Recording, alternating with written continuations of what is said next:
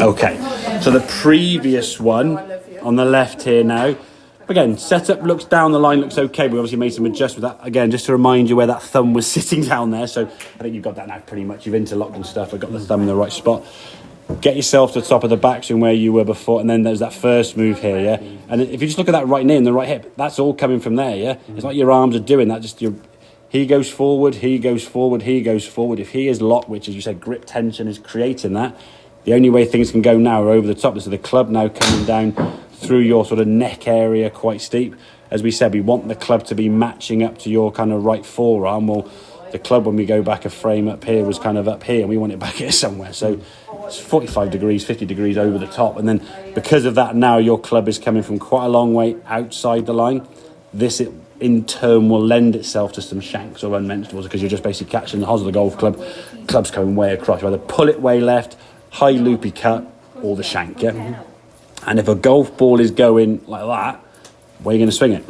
Over there, aren't you, yeah? So these feelings here now with the stick, yeah?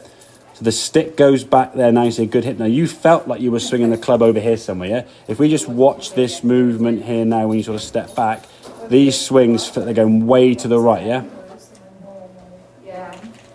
Just looks like it's going straight towards target. Yeah. But it's way right of where you used to swing, yeah?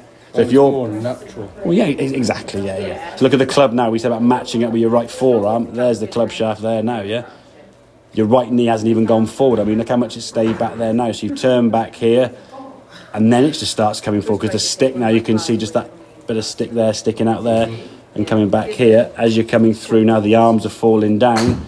And when you come into impact now, the club catches up there, and now our hips are sort of levelled off. And these are chippy swings, so there's not going to be much rotation. But compare that to here now. I mean, your club gets to there now.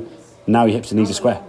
And the club hasn't really come back a foot or two from the top of the back. So all you can do now is come over the top. So rehearsing this movement, pebble skimming might be a good feel kind of this way. Again, this feels like, I mean, we just look at that golfer there now. Okay, where's that ball going to go? That looks like it's going to sort of just do something like that. It doesn't look like it's going to go over here somewhere, which I think in your mind is where it's going to go. Now, when the face was open, it was going to do that, yeah? So you had to create this path now that you were doing before, okay? So rehearsing this movement over and over again, get that sensation. Then when we step into the golf ball, okay, up to the top. Right, now the first move is all a bit used to go, oh, I hate that, okay? You watch the first move now. Yeah, look at the difference in where that club's coming from now. Before it was sort of through your neck area, it's moved down there in 10 minutes.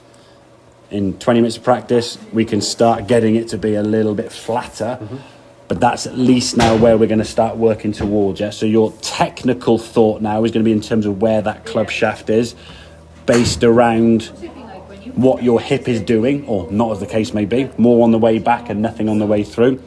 As a feel-based thing, when things start going wrong, just see a big old hook. Just turn that club face down and just see a hook, yeah?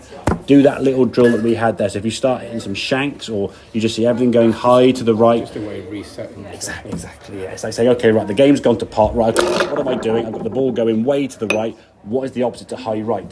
Low left. Just put the club face down. It doesn't really matter if the club face is aiming over here, yeah? Just hit a golf ball and see where it goes. It probably won't go as far left as you think the club face is aiming, okay? But just start your brain here, because once you start seeing this now, it will make sense for you to start swinging it this way now, yeah? Because you're going to see that ball like that last one there. If you've got the numbers at Began on the range with a side spin, look for left spin or at least no more than 1,000 right spin.